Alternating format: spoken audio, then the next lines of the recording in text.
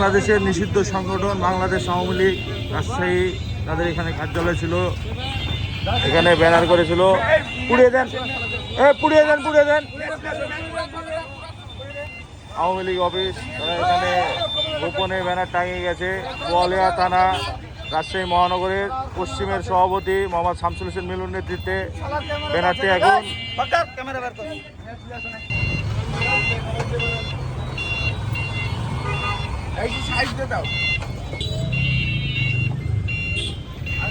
দোকান করে এটা